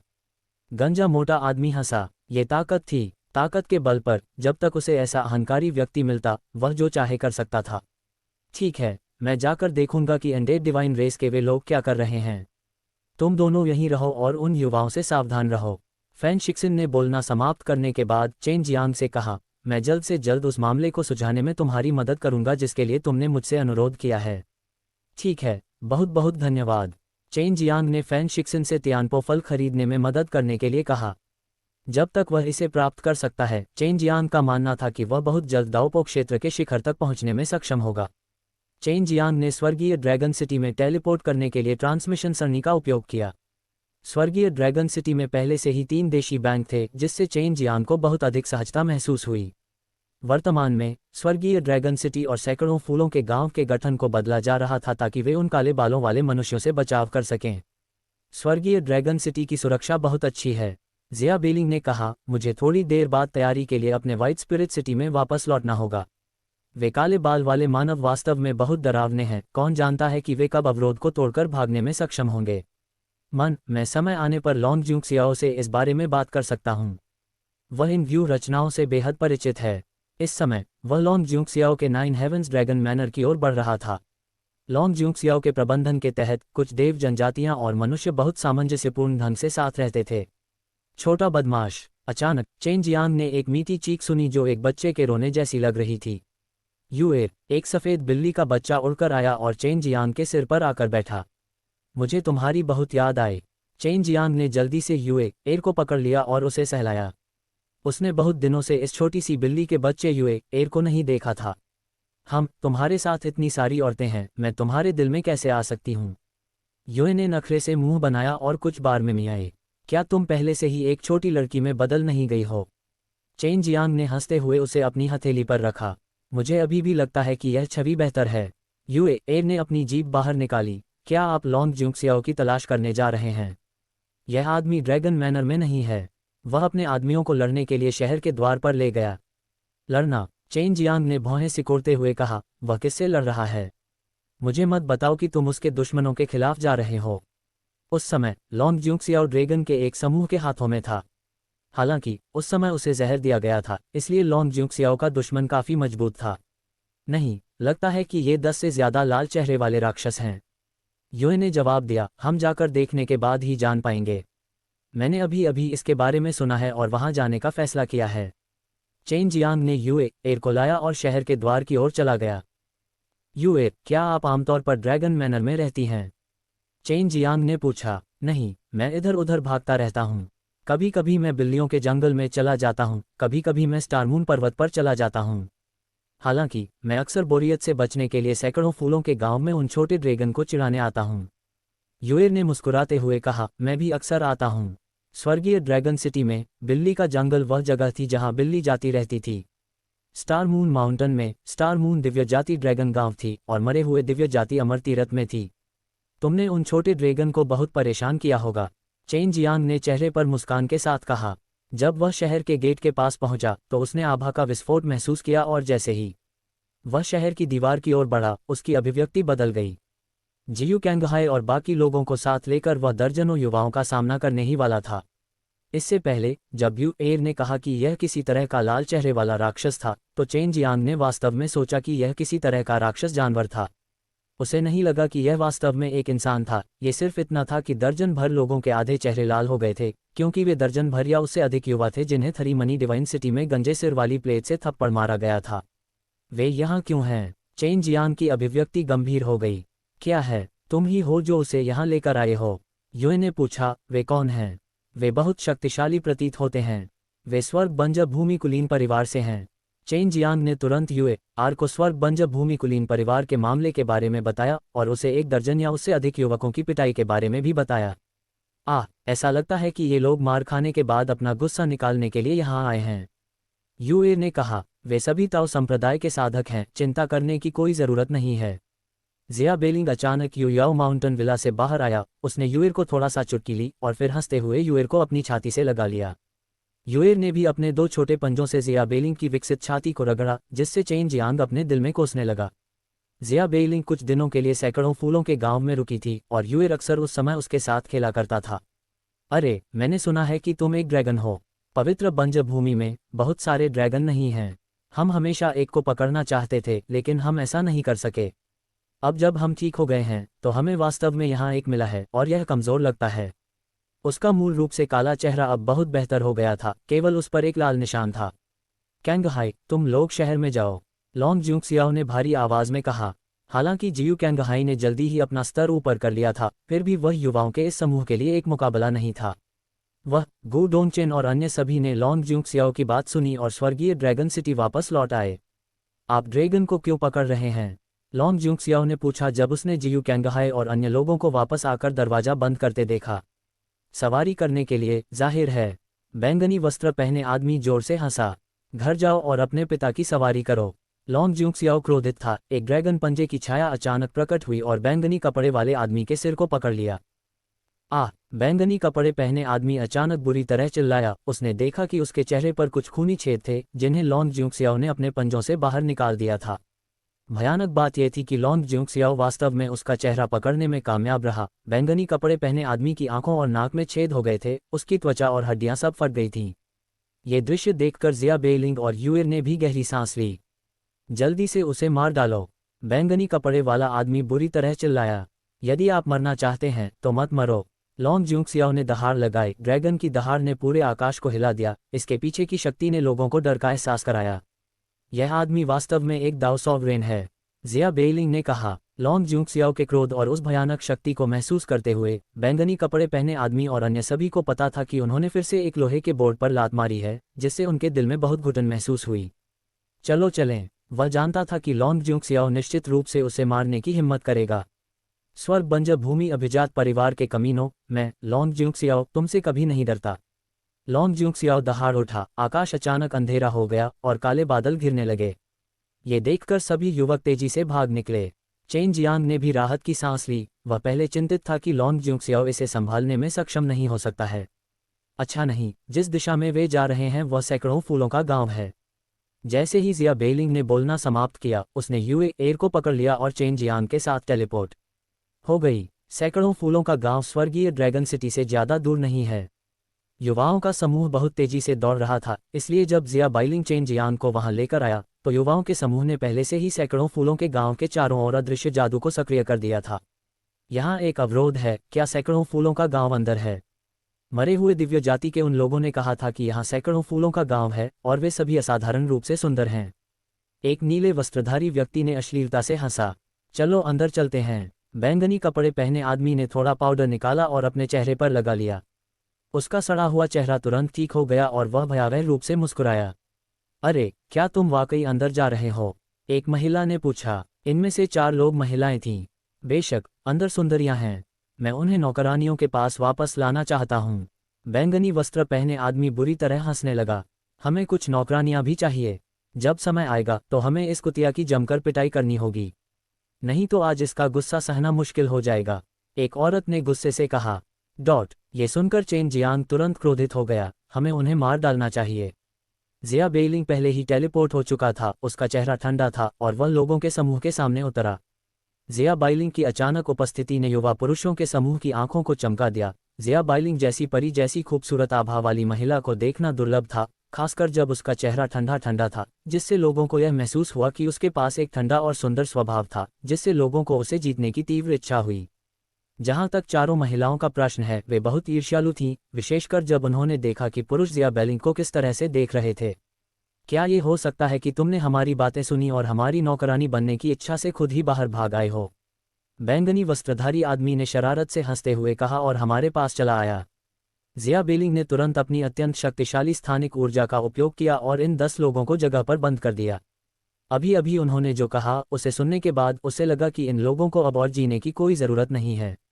उसने ये भी नहीं सोचा था कि स्वर्ग बंजब भूमि कुलीन परिवार के वे शिष्य इतने घमंडी होंगे। युवाओं के समूह ने महसूस किया कि उनके दिल ठंडे हो गए हैं, क्योंकि वे खुद को जम गया है और हिलने में असमर्थ हैं। उन्हें पता था कि उन्होंने लोहे की प्लेट पर लात मारी है। अचानक वे रोना चाहते थे। वे सभी साथी जो उनसे मिले थे, वे दाओ सॉवरेन स्तर के विशेषज्ञ थे। वे सभी ऐसे लोग थे जो उनसे आसानी से निपट सकते थे। हुम्फ! चेन जियांग ने अचानक टेलीपोर्ट किया, स्वर्गीय जादुई तलवार सीधे बैंगनी कपड़े वाले आदमी के सिर पर वार किया, उसे काट दिया। तुम क्या कर रहे हो? यद्यपि उसका सिर जमीन पर गिर गया, लेकिन वह मरा नहीं। चिंता मत करो, मैं तुम्हें नहीं मारूंगा। जैसे ही चेन जियांग ने कहा, उसने बेरहमी से उस चेहरे पर अपना पैर पटक दिया और फिर उसके सिर को च्वांगशी भगवान की भट्ठी में फेंक दिया और उसे सील कर दिया। तुम लोग, जब तक तुम अपने परिवार में रहो तब तक सब ठीक है। तुम्हें इतना अहंकार क्यों करना पड़ता है? क्या तुम सच में सोचते हो कि तुम अजेय हो? चेन जियांग एक महिला के पास गया जो अभी अभी कह रही थी कि वह सैकड़ों फूलों के गांव के अंदर लड़की को पकड़कर उसकी पिटाई करने जा रही है। क्या तुम अभी भी एक आदमी हो? तुम एक औरत पर दौरे डालना चाहते हो? महिला शुरू में चेन जियांग को डराने के लिए स्वर्ग बंजब भूमि अभिजात परिवार के नाम का उपयोग करना चाहती थी, लेकिन उसने उम्मीद नहीं की थी कि चेन जियांग को पहले से ही पता चल जाएगा, क्योंकि उसने उन पर हमला करने की हिम्मत की थी। ये स्पष्ट था कि वह उनसे डरता नहीं था। इस समय वे विश्वास नहीं कर पा रहे थे कि उनके स्वर्ग बंजब भूमि अभिजात परिवार का नाम वास्तव में इतना बेकार था, एक सड़क के चूहे की तरह। तुम तो इंसान भी नहीं हो। चेन जियांग ने फुर्ती से अपनी तलवार घुमाई, लड़की का सिर काट दिया, फिर उसे च्वांगशी देवता की भट्टी में फेंक दिया। वे सभी ताओ संप्रदाय के साधक थे। जब तक उनके सिर दिव्य इंद्रिय सागर में थे, वे नहीं मरेंगे, और जिन शरीरों के माध्यम से उन्होंने कड़ी मेहनत की थी, उन्हें चेन जियांग ने राख में बदल दिया था। हालांकि चेन जियांग अभी गुस्से में था, लेकिन उसने अपना विवेक नहीं खोया। वह इन लोगों को मारने के परिणामों को जानता था, लेकिन अगर उसने उन्हें अहंकारी तरीके से काम करना जारी रखने दिया तो देर सबेर कुछ बड़ा हो जाएगा, इसलिए उसे उन्हें गायब कर देना चाहिए। इस तरह ये लोग वापस नहीं जा पाएंगे, नहीं उसे पता चलेगा कि लॉन्ग ज्यूक्सियाओ ने उन पर हमला किया है। मैंने कभी नहीं सोचा था कि लॉन्ग ज्यूक्सियाओ को वास्तव में हेवन वेस्टलैंड अभिजात परिवार से कोई दुश्मनी होगी। यूए ने कहा। मुझे भी यह अजीब लगता है। चलो जाकर उससे पूछते हैं, उसने कहा। उसने लॉन्ग ज्यूक्सियाओ के शब्दों से ये भी सुना था कि यह स्वर्ग बंजब भूमि अभिजात परिवार से था। जिया बाइलिंग और यूए दोनों ने युयाओ माउंटेन विला में प्रवेश किया और चेन जियांग ने भी 9वें स्वर्ग ड्रैगन विला में प्रवेश किया। वरिष्ठ लांग, वो अनंत काल। जब चेन जियांग ने यहाँ तक बात की, लांग ज्यूक्सियाओ ने उसे बीच में रोका और फिर उसे एक कमरे में ले गया। मुझे लगता है कि तुम अभी शहर की दीवार पर थे, उसके बाद तुम कहाँ गए? लॉन्ग ज्यूक्सियाओ ने पूछा। चेन जियांग अभी बगल से देख रहा था, बेशक वह जानता था, लेकिन जब वह पीछे मुड़ा तो चेन जियांग कहीं नहीं दिखाई दिया। चेन जियांग ने कहा, मैं उन लोगों का पीछा करने गया था, वे लोग बाद में सैकड़ों फूलों वाले गांव में चले गए। वह दिशा वास्तव में सही है, लेकिन वहां पर एक आत्मा संरचना है। वे निश्चित रूप से प्रवेश करने में सक्षम नहीं होंगे। लॉन्ग ज्यूक्सियाओ ने कहा, हालांकि साथियों का ये समूह मजबूत है, फिर भी यह सैकड़ों फूलों के गांव की बाधा को नष्ट करने के लिए पर्याप्त नहीं है। नहीं, वे 3 धन दिव्य शहर में भी प्रवेश कर सकते हैं, इसलिए सैकड़ों फूलों के गांव के लिए यह मुश्किल नहीं होना चाहिए। चेन जियांग ने कहा, लगता है मैं लापरवाह थी। फिर क्या हुआ? लॉन्ग ज्यूक्सियाओ ने आह भरी। मैं उन्हें काट डालूंगा। चेन जियांग ने कहा, इन लोगों के समूह के पास वास्तव में सैकड़ों फूलों के गांव पर डिजाइन हैं। उन सभी को मार डाला। लॉन्ग ज्यूक्सियाओ को पता था कि जिया बेइलिंग चेन जियांग के ठीक बगल में थी, इसलिए उन दर्जन भर बच्चों से निपटना निश्चित रूप से कोई समस्या नहीं थी। नहीं, उनके सिर काट दो और उन्हें च्युआंगशी भगवान की भट्टी में फेंक दो। भले ही वे मरे नहीं, लेकिन वे निश्चित रूप से मरने से भी बदतर महसूस करेंगे। चेन जियांग ने भयावह रूप से हंसते हुए कहा। बहुत बढ़िया। लॉन्ग जूक्सियाओ ने चेन जियांग के कंधे को थपथपाया और हंसा। वरिष्ठ लॉन्ग, आप और हेवन वेस्टलैंड एरिस्टोक्रेटिक फैमिली के बीच दुश्मनी है ना? चेन जियांग ने पूछा। मैं बहुत सी जगहों पर गया हूँ। हालांकि प्राचीन आर्ट वीरानियां बाद में रहस्यमय तरीके से गायब हो गईं, फिर भी मैं 3 महान मूल बैंकों के ट्रांसमिशन सरणी में जा सकता हूँ। उस समय जब मैं अनंत जीवन मूल बैंक में एक मनी मेकर के रूप में काम कर रहा था, मैं पवित्र बंजर भूमि में गया था। वे स्वर्गीय बंजर भूमि के कुलीन परिवार ही हैं जिन्होंने मुझे पकड़ा। उन्होंने मुझे ऐसे बेचा जैसे मैं कोई गुलाम हूँ। वे दिन थे जब मैं इसे और सहन नहीं कर सकता था। ये सोचते हुए लॉन्ग जूक्सियाओ के चेहरे की मांसपेशियां फड़क उठीं। ऐसी बात है, चेन जियांग ने भी नहीं सोचा था कि लॉन्ग जूक्सियाओ को वास्तव में ऐसा असहनीय अनुभव हुआ होगा। बाद में मैं खुद ही भाग गया। मैं इटर्नल लाइफ नेटिव बैंक गया और दूसरे विला मास्टर की मदद से वे आखिरकार मास्टर सेवक कॉन्ट्रैक्ट को जारी करने के लिए तैयार हो गए। दूसरे मैनर लॉर्ड ने भी मुझे चेतावनी दी थी कि मैं पूर्ण शक्ति प्राप्त करने से पहले उनसे बदला लेने की कोशिश नहीं कर सकता। लॉन्ग जूक्सियाओ ने अपनी मुट्ठी कस ली। बेशक मुझे पता है कि वे बहुत ताकतवर हैं, इसीलिए मैं इस पूरे समय से इसे सहन कर रहा हूँ। बेशक अगर मुझे भविष्य में बदला लेने के लिए उनका पीछा करना पड़ा, तो मैं निश्चित रूप से स्वर्गीय ड्रैगन सिटी को मेरा पीछा नहीं करने दूंगा। चेन जियांग को उम्मीद नहीं थी कि स्वर्ग बंजर भूमि अभिजात परिवार इतना नीच होगा। इससे वह और भी चिंतित हो गया। ये लोग पहले से ही मरे हुए दिव्य जाति के साथ जुड़ चुके हैं।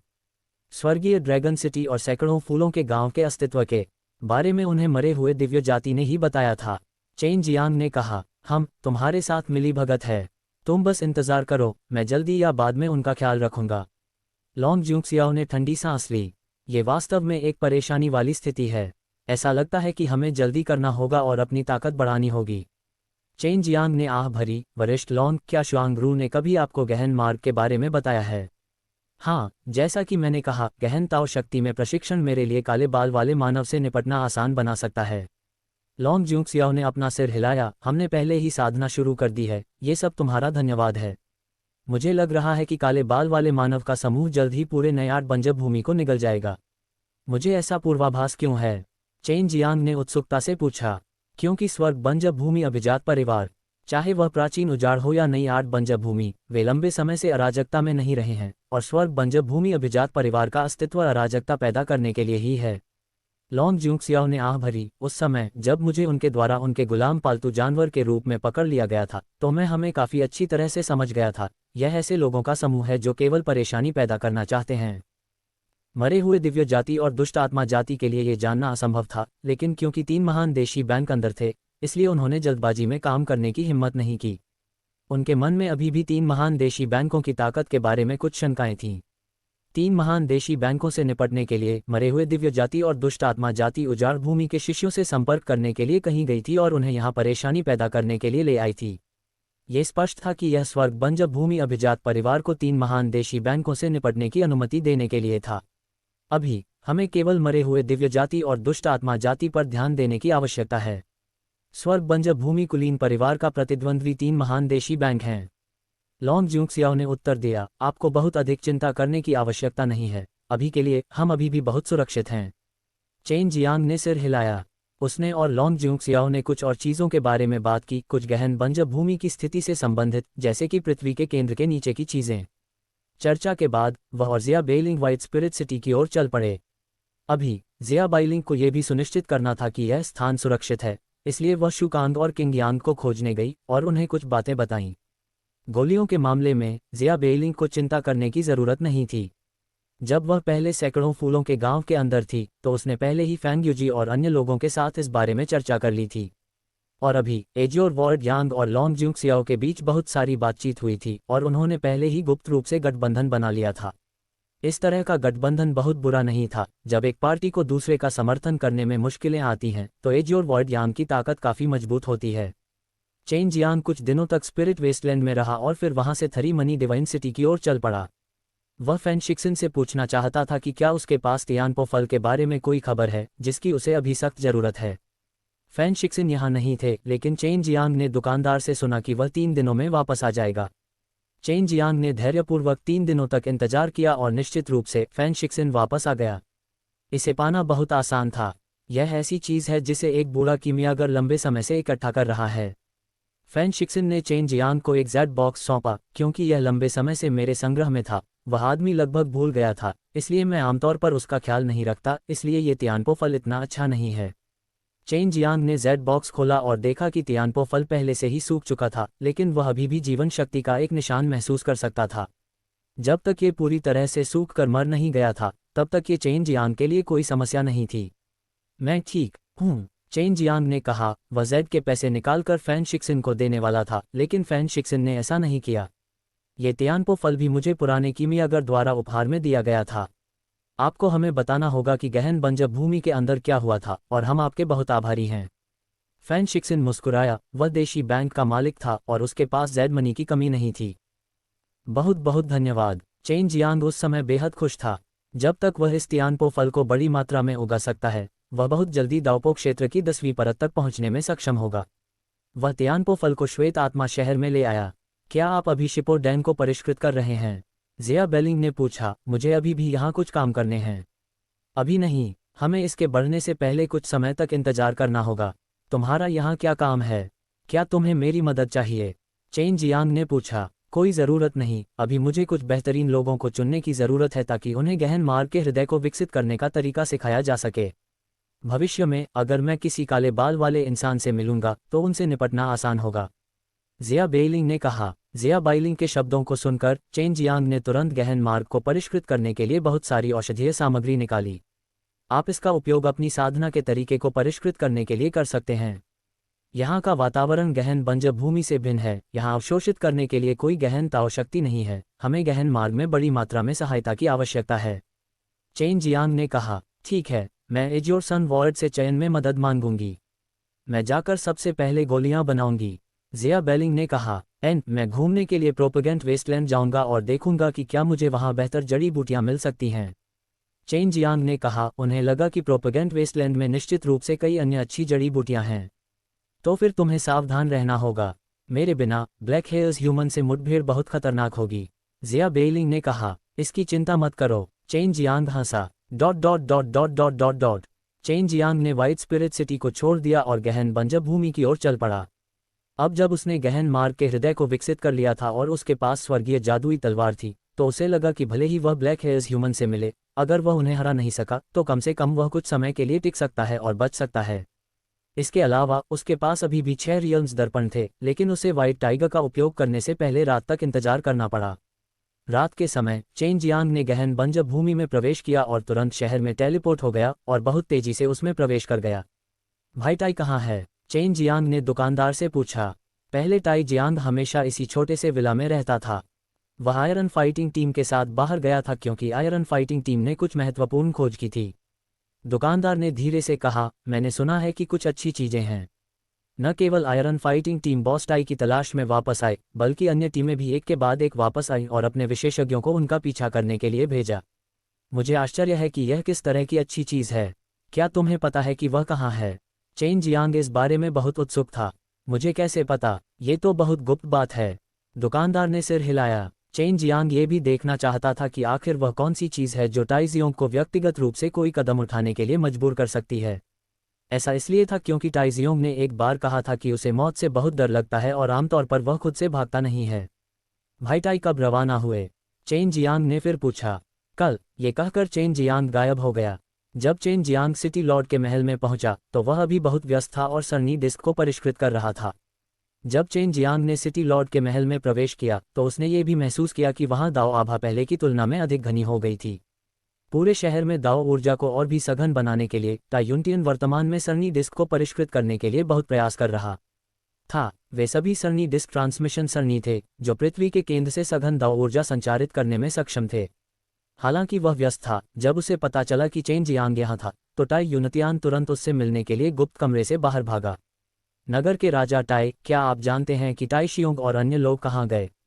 चेन जियांग ने पूछा। आयरन फाइटिंग टीम के वापस आने के बाद उसने उसे बताया कि वहाँ अच्छी चीजें थीं और फिर वह आयरन फाइटिंग टीम का पीछा करते हुए निकल पड़ा। मुझे पता है, सिर्फ आयरन फाइटिंग टीम ही नहीं बल्कि दूसरी टीमों को भी स्काई स्पैन झील के बीच में द्वीप समूह में कुछ खजाने मिले हैं। मुझे नहीं पता कि यह वास्तव में क्या है, लेकिन ऐसा कहा जाता है कि इसके अंदर अच्छी चीज़ें छिपी होती हैं। टाई यूनटियन ने भौहें से कुढ़ी, तुम्हें नहीं जाना चाहिए, वह जगह ज़्यादा खतरनाक है। स्वर्ग झील पार करना, इस झील के बीच में भी द्वीप हैं, तो क्या ये झील बहुत बड़ी नहीं होगी? चेन जियांग ने उत्सुकता से पूछा। बेशक, अन्यथा इसे स्काई क्रॉसिंग झील नहीं कहा जाता। इसे आंतरिक समुद्र कहना कमोबेश ठीक रहेगा। टाई यूनटियन ने कहा, वहाँ नीचे काले बाल वाले मानव हो सकते हैं, क्या वे जीवित नहीं रहना चाहते? चेन जियांग इस बात से बहुत चिंतित था। अगर वह इस सुपर झील के तल पर काले बाल वाले मानव को जगह दे तो परिणाम अकल्पनीय होंगे। उन्होंने कहा कि उन्होंने जांच की है और झील के तल पर कोई काले बाल वाले मानव नहीं हैं। इसके अलावा उन्होंने कहा कि अगर हम सावधान रहें तो कुछ भी नहीं होगा। टाई यूनटियन ने हंसते हुए कहा, जिसके बारे में बात करते हुए पृथ्वी के केंद्र से दाओकी को निकालना वास्तव में बहुत अच्छा है। इस शहर में दाओकी जल्दी ही सघन हो जाएगा और यह सब आपके लिए धन्यवाद है। यह एक छोटी सी बात है। Iron city lord, crossing haven lake कहाँ है? मैं एक नज़र डालना चाहता हूँ, चेन जियांग ने पूछा। टाई यूनटियन से सीट मिलने के बाद चेन जियांग तुरंत आगे बढ़ गया। अब अंधेरा भी हो गया था, इसलिए सड़क पर सुरक्षित रहना होगा। ब्लैक हेयर्स ह्यूमन केवल दिन के समय ही दिखाई देता है, ये कहना मुश्किल था कि वह भविष्य में रात के समय दिखाई देगा या नहीं। सुरक्षा की दृष्टि से चेन जियांग 6 लोगों के दर्पणों पर सवार होकर आकाश झील की ओर बंजर भूमि की गहरी भूमि पर उड़ चला। एक रात की यात्रा के बाद आखिरकार उसे हेवेंस क्रॉसिंग झील दिखी। यह अंतहीन लग रही थी और वास्तव में एक बहुत बड़ी झील थी। चेन जियांग हवा में उड़ गया और दाओ हृदय नेत्र का उपयोग करते हुए नीचे की ओर देखा। वास्तव में नीचे प्रकाश के कई घने सुनहरे कण थे। प्रकाश के ये सुनहरे धब्बे अत्यंत गुप्त स्क्रॉल थे, इसलिए ये सुनहरे फ्लोरोसेंट प्रकाश के क्षेत्र जैसा लग रहा था। ये बहुत स्पष्ट था कि यह ब्लैक हेयर्स ह्यूमन का जिनशिन था। और टाई यूनटियन ने चेन जियांग को पहले ही बताया था कि किसी ने पहले ही इस जगह की जांच कर ली थी और पुष्टि की थी कि नीचे कोई काले बाल वाले मानव नहीं थे। लेकिन अब चेन जियांग बहुत कुछ देख सकता था। चेन जियांग अपने 6 लोगों के दर्पणों पर सवार होकर सीधे वहां पहुंचा। उसने अपनी दाव हृदय आंख से नीचे देखा और सुनहरे प्रकाश के बिंदु देखे, जिसका मतलब था कि झील का पूरा तल काले बालों वाला मानव था। मुझे उम्मीद है कि ये लोग इस समय के दौरान नहीं जागेंगे, अन्यथा ये परेशानी होगी। चेन जियांग बहुत चिंतित था। नीचे अनगिनत काले बाल वाले मानव थे और अब जब दिन का समय था तो वह बहुत चिंतित था कि ये काले बाल वाले मानव अचानक प्रकट होंगे। हालांकि रास्ते में उसे किसी भी काले बाल वाले मानव का सामना नहीं करना पड़ा, जिससे उसे बहुत अधिक सहजता महसूस हुई। 1 घंटे बाद उसने द्वीप देखा। यह विभिन्न आकारों के द्वीपों का एक समूह था। ये बहुत विशाल था और कुछ द्वीप बहुत बड़े थे। ये पहाड़ी जंगलों और जानवरों वाली भूमि जैसा लग रहा था। चेन जियांग एक द्वीप पर उतरा, अपना संचार जेड प्रतीक पत्र निकाला और टाई जियोन को एक संदेश भेजा। भाई आयरन, आप कहाँ हैं? चेन जियांग के संदेश भेजने के कुछ ही देर बाद दूसरे पक्ष ने जवाब दिया। क्या तुम पास में ही हो? तुम अकेले ही स्काई आइलैंड गए थे? टाई जियोन की आवाज़ में बेहद आश्चर्य था। हाँ, आप उस द्वीप पर हैं? चेन जियांग ने उत्सुकता से पूछा। 7 हॉर्न आइलैंड, टाई जियोनग ने कहा, सबसे बड़ा। ठीक है, मैं अभी चलता हूँ, वहां पहुंचकर मैं तुमसे संपर्क करूंगा। चेन जियांग तुरंत अपने 6 लोगों के दर्पणों पर सवार होकर 7 सींग वाले द्वीप के शीर्ष पर पहुंचा। ये द्वीप सबसे बड़ा था और इसमें दाओ क्यूई की मात्रा भी बहुत अधिक थी। ये है। चेन जियांग ने समुद्र तट पर कई पैरों के निशान देखे जो लगभग एक ही आकार के थे। केवल एक ही परिस्थिति में इतने सारे समान पैरों के निशान होंगे और वह था काले बाल वाला मानव। काले बाल वाले मानव के शरीर का आकार लगभग एक ही था और जब चेन जियांग ने समुद्र तट पर देखा जो कि किनारे के करीब था तो उसने महसूस किया कि ये सभी पैरों के निशान एक ही स्थान पर थे। ये देखकर, हालांकि दोपहर हो चुकी थी, चेन जियांग कांप उठा। नीचे काले बालों वाला मानव किनारे पर आ गया था। भाई टाई, आप लोगों को सावधान रहना होगा। बड़ी संख्या में काले बाल वाले मानव पहले ही द्वीप में प्रवेश कर चुके हैं। चेन जियांग ने अपना संचार जेड प्रतीक पत्र निकाला और टाई जियोंग को एक संदेश भेजा। क्या ये सच है? टाई जियोंग ने आश्चर्य से पूछा। ये सच है, आप सभी को सावधान रहना चाहिए और जल्दी से भाग जाना चाहिए। वहाँ बहुत सारे काले बाल वाले इंसान हैं। चेन जियांग ने कहा, उनके पैरों के निशान पूरे समुद्र तट पर हैं। लानत है, वे यहाँ हैं। भाई शेन, आपको पहले भागना चाहिए, टाई जियोंग सदमे में चिल्लाया। उसके बाद चेन जियांग को टाई जियोंग से कोई और प्रतिक्रिया नहीं मिली। लगता है टाई जियोंग मुसीबत में है। चेन जियांग ने अपने दांतों को भींच लिया, फिर अपने 6 लोगों के दर्पणों को नियंत्रित किया और द्वीप के अंदर पहाड़ी जंगल में उड़ गया। जंगल में बड़े बड़े पेड़ थे। जब चेन जियांग अंदर गया तो उसने देखा कि बहुत से पेड़ शक्तिशाली बल से टूट गए थे और कुछ तो टुकड़ों में फट भी गए थे। जमीन पर तरह तरह के पत्ते भरे हुए थे जो स्पष्ट रूप से काले बालों वाले मानव द्वारा किया गया था। मुझे आश्चर्य है कि इन काले बालों वाले इंसानों के साथ क्या हो रहा है। अगर उनमें से कोई नेता है तो यह और भी अधिक परेशानी भरा होगा। अब वह केवल एक ही काम करना चाहता था कि जल्दी से टाई जियोंग को ढूंढे और उन्हें ले जाए। चेन जियांग ने थोड़ी देर तक उड़ान भरी और जमीन पर खून देखा तो उसे पता चला कि पहले भी लड़ाई हुई थी। उसने पहले सुना था कि कई टीमें आ रही हैं। इन सभी टीमों के साथ एक मजबूत व्यक्ति था, लेकिन अगर वे ब्लैक हेयर्स ह्यूमन की सेना से मिले तो उनके लिए बच निकलना आसान नहीं होगा। चेन जियांग अब और भी घबरा गया था। वह नहीं चाहता था कि टाई शियोंग यहाँ मर जाए। टाई शियोंग उसका अच्छा दोस्त था और यह संभव था कि टाई शियोंग यहाँ उसकी मदद करने के लिए औषधीय सामग्री की तलाश में आया हो। मालिक, जल्दी से चले जाओ। चेन जियांग ने अचानक एक बड़े आदमी की आवाज़ सुनी। वह तुरंत समझ गया कि यह आयरन फाइटिंग टीम का नेता था। उसे यह आवाज़ याद थी। ये ठीक सामने है। चेन जियांग ने अपनी जादुई स्वर्गीय तलवार निकाली और वह तेजी से उड़कर ऊपर आ गई। लेकिन जब वह मोर्चे पर पहुंचा तो चेन जियांग का दिल कांप उठा और वह तुरंत घबरा गया। सामने लोगों का घना समूह, सभी काले बाल वाले इंसान थे। काले बाल वाले मनुष्यों के इस समूह ने टाई जियोंग और अन्य को घेर लिया था और टाई जियोंग और अन्य के साथ लड़ने के लिए बीच में केवल एक खुली जगह छोड़ी थी। इससे पहले जब काले बाल वाले मानव ने मानव जाति को देखा तो वे सीधे उन्हें मारने के लिए हमला कर देते थे। वे अब जितने सभ्य थे उतने सभ्य कैसे हो सकते थे? इसका मतलब सिर्फ यही हो सकता है कि काले बाल वाले मानव के समूह में सभी बुद्धिमान थे, या शक्तिशाली काले बाल वाले मानव के पास उनकी कमान थी जिसके पास बुद्धिमानी थी। यहाँ 1 लाख से ज्यादा लोग हैं। हालांकि वहाँ बहुत सारे काले बाल वाले इंसान थे, फिर भी चेन जियांग दौड़कर वहाँ पहुंचा। काले बाल वाले मानवों का ये समूह बहुत मजबूत था। वे सभी महसूस कर सकते थे कि चेन जियांग 6 लोगों के दर्पणों पर सवार होकर उड़ रहा है। उनमें से 100 से अधिक लोग चेन जियांग को रोकने के लिए कूद पड़े। हालांकि चेन जियांग ने अपनी स्थानिक ऊर्जा का उपयोग करके उन सभी को चकमा दे दिया।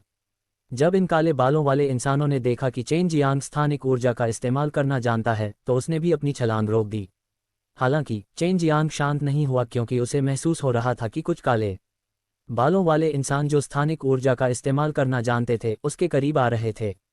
बूम! ब्लैक हेयर्स ह्यूमन में से एक अचानक उसके सामने आया और उसने भयंकर रूप से नीचे की ओर कदम रखा, लेकिन 6 रियल्स मिरर भी कमजोर नहीं था। उसने न केवल बल को रोका बल्कि बल को वापस उछाला और उस ब्लैक हेयर्स ह्यूमन की जान को चकनाचूर कर दिया। चेन जियांग ने भी जल्दी से अपनी तलवार निकाली और सीधे ब्लैक हेयर्स ह्यूमन के पैरों पर वार किया। गहन ताओ शक्ति और स्वर्गीय जादुई तलवार की तीव्रता के साथ black hairs human tofu slab की तरह था क्योंकि वह अपने पैरों के बीच से आधे में कटा हुआ था। ब्लैक हेयर्स ह्यूमन से छुटकारा पाने के बाद चेन जियांग तुरंत वापस टेलीपोर्ट हो गया जहां टाई जियोंग और अन्य लोग थे। वे ब्लैक हेयर्स ह्यूमन के एक समूह से घिरे हुए थे।